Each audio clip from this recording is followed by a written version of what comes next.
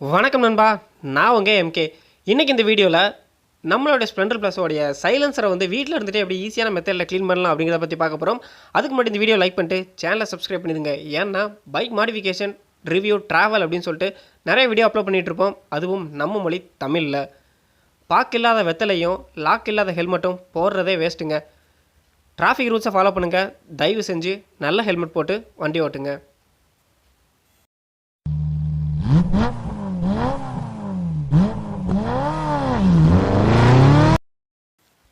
எனக்கு நல்லாவே ஞாபகம் இருக்குங்க. நான் ஒரு 5வது படிச்சுட்டு இருக்கும்போது எங்ககிட்ட M80 இருந்துச்சு.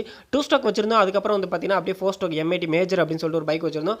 அப்போல்லாம் வந்து சைலன்சர் க்ளீன் பண்ணுற ஒர்க் ஷாப்பில் க்ளீன் பண்ணுற ஞாபகம்லாம் எனக்கு நல்லாவே இருக்குது. 90s கிட்ஸ்க்குலாம் M80 அப்படிங்கிற பைக் கண்டிப்பாகவே தெரிஞ்சிருக்கும். என்னுடைய ஃபஸ்ட்டு கியர் வண்டி நான் ஓட்டி பழகினது கூட அந்த வண்டி தான். அப்பா வந்து பார்த்தீங்கன்னா எப்போவுமே சர்வீஸ் பண்ணி முடிகிற வரைக்கும் பக்கத்தில் இருந்து வாங்கிக்குவார். அன்றைக்கி மெக்கானிக் வந்து ஒரு லக்குனே சொல்லலாம். ஏன்னா காலையில் டிஃபன்லேருந்து கிட்டத்தட்ட நைட்டு டின்னர் வரைக்கும் வாங்கி கொடுத்து வண்டியை ஃபுல்லாகவே ரெடி பண்ணுவோம். அவங்க பார்த்தீங்கன்னா ஃபுல்லாக தீயரியை வச்சு அதுக்குள்ளே இரும்பெல்லாம் விட்டு தான் அதை க்ளீன் பண்ணுவாங்க. ஆனால் இப்போ வந்து நமக்கு ஒரு டெக்னிக் கிடச்சிருக்கு. ஈஸியான முறையில் வீட்டில் இருந்துகிட்டே எப்படி சைலன்சர் க்ளீன் பண்ணலாம் அப்படிங்கிறத பார்த்துடலாம். எல்லா பைக்குமே சேம் கான்செப்ட் தான். நம்ம வந்து இன்றைக்கி ஸ்ப்ளெண்டர் ப்ளஸில் வந்து இதை பண்ண போகிறோம். அதுக்கு முன்னாடியே அதில் இன்ஜின் கார்டு ஒன்று இருக்கும். அதை ரிமூவ் பண்ணிட்டீங்க அப்படின்னா ஈஸியாகவே சைலன்சர் கிட்ட இருக்கக்கூடிய போல்டை ரிமூவ் பண்ணிடலாம். வெறும் 10ஆம் நம்பர் ஸ்பானர் மட்டுமே இருந்தாலே போதும். ஸ்ப்ளெண்டரோட டிசைன் அப்படின்னு பார்த்தீங்கன்னா எல்லாமே ஈஸியாக கழட்டுற மாதிரி தான் இருக்கும். வீட்டில் இருந்துகிட்டே ஈஸியாக பண்ணிடலாம். இந்த இடத்துல எல்லாமே ஈஸியாக கழட்டியாச்சு. என்னடா இவ்வளோ ஈஸி அப்படின்னு சொல்கிறேன் அப்படின்னு பார்த்தீங்கன்னா இந்த இடத்துல தான் இருந்துச்சுங்க. எல்லாமே ஈஸியாக முடிஞ்சிருச்சுன்னா விதின்னு ஒன்று இருக்கிறத யாருமே நம்ப மாட்டோம். இந்த இடத்துல இருக்க போல்ட்டை வந்து கழட்டவே முடியலை. அதுக்கப்புறம் அடி உதவுற மாதிரி அண்ணன் தம்பி உதவ மாட்டாங்க அப்படின்னு சொல்லுவாங்க. சுத்தியில் எடுத்து 2 போடு போட்டதுக்கப்புறம் தான் இந்த போல்ட்டை வந்து கழட்ட முடிஞ்சுது. ஓகே, ஒரு ரிஸ்க் வந்துருச்சு. அடுத்த வேலை ஈஸியாக முடிஞ்சிடும்னு நினச்சேன். ஈஸியாக விட்டுருவோமா நம்ம. அடுத்து வந்து பார்த்தீங்கன்னா அடுத்த பிரச்சனை என்ன அப்படின்னா இந்த ஃபுட்ரெஸ்ட் இருக்கக்கூடிய இந்த கம்பியை கழட்டினா தான் அடுத்து சைலன்சரை கழட்ட முடியும். என்னடா அது ஒவ்வொன்றா மாறி மாறி வந்துக்கிட்டே இருக்குது. ஸோ என்னுடைய எல்லா வீடியோஸ்லையும் இந்த மாதிரி தான் இருக்கும். ஆனால் உங்களுக்கு பார்க்குறதுக்கு வந்து ஈஸியாக இருக்கும். ஆனால் செய்கிறப்ப தான் கிட்டத்தட்ட ஒரு நாள் பொழுதே வேஸ்ட்டாக போயிடும். ஓகே, இப்போ கான்செப்ட்டுக்கு வருவோம்.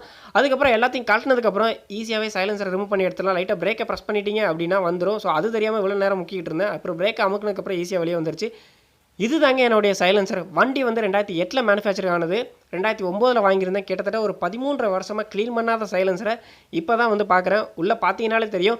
என்ன தான் இன்ஜின் ஆயிலெலாம் மாற்றி கரெக்டாக மெயின்டைன் பண்ணாலும் இந்த இடத்துல வந்து டஸ்ட்டு இருக்கத்தான் செய்யும். இப்போ வந்து அதை வந்து க்ளீன் பண்ணுறது தான் நம்மளுடைய வேலை. வாங்க எப்படி பண்ணலான்னு பார்க்கலாம். இது தாங்க அந்த மேஜிக் நடக்கக்கூடிய ஒரு இதோட பேர் வந்து பார்த்திங்கன்னா கேஸ்டிக் சோடா அப்படின்னு சொல்லுவாங்க. கெமிக்கல் ஷாப்பில் கிடைக்கும். ஸோ கிடைக்கிறது கொஞ்சம் கஷ்டம்தான். இதை வந்து 2 சைடு ஃபில் பண்ணணும். இப்போ வந்து இன்ஜின் சைடு ஃபில் பண்ணுறேன். ஏன் 2 சைடு ஃபில் பண்ணணும் அப்படின்னு வந்து பார்த்தீங்கன்னா சென்டரில் கேட்லிக் கன்வெர்ட்டர்னு ஒன்று இருக்கும்.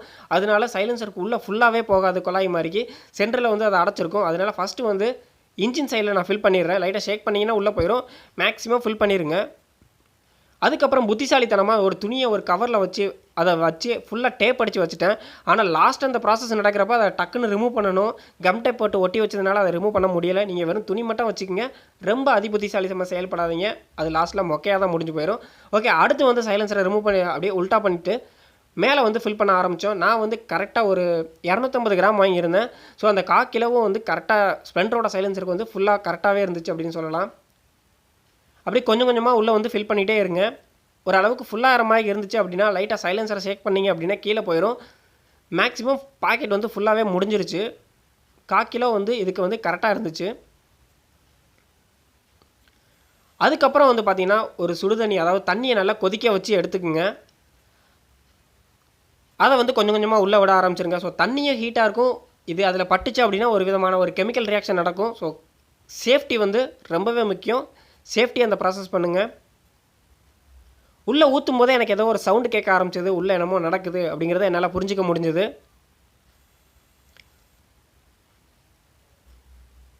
ஸோ உள்ளே வந்து சவுண்ட் ஏதோ இருக்குது.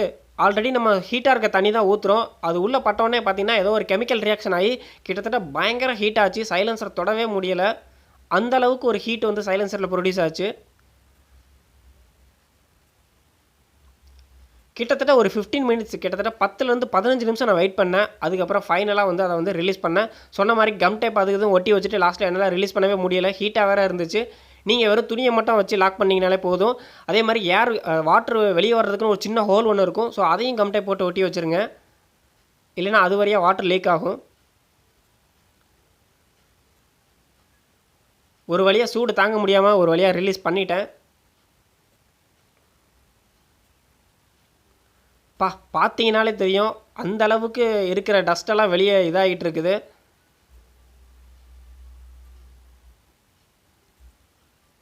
ஸோ மேக்ஸிமம் எல்லாமே வந்துருச்சு அப்படின்னு நினைக்கிறேன். அதுக்கு அடுத்து நம்ம சடனாக செய்யக்கூடிய ஒரு விஷயம் இருக்குது. ஸோ க்ளோஸ்அப்பில் பார்த்தீங்கனாலே தெரியும் அந்த கரியாக இருக்கிறதெல்லாம் அப்படியே எல்லாமே வெளியே வந்துருச்சு.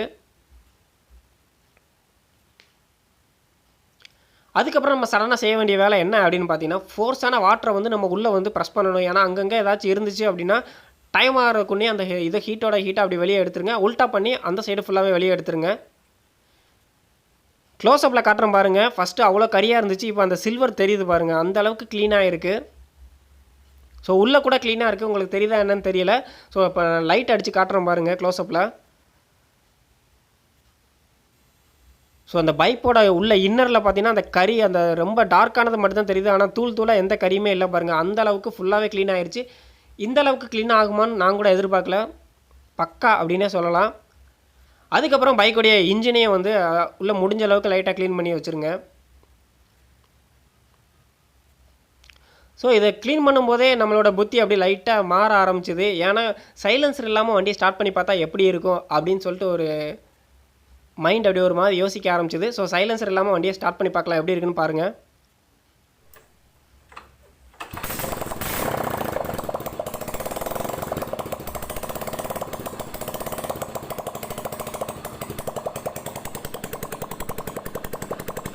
ஃபயர் ஷாட்லாம் வருது.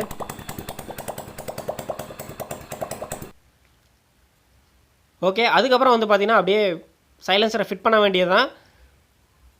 ஃபிட் பண்ணிவிட்டு ஒரு டைம் ஸ்டார்ட் பண்ணி பாருங்கள் ஏர் லீக் ஆகுதா எல்லாம் பர்ஃபெக்டாக இருக்குதா அப்படின்னு. சப்போஸ் அப்படி இல்லை அப்படின்னா உள்ள கேஸ்கட்னு ஒன்று இருக்கும். ஸோ அதை வாங்கி போட்டு நல்லா டைட் பண்ணிடுங்க.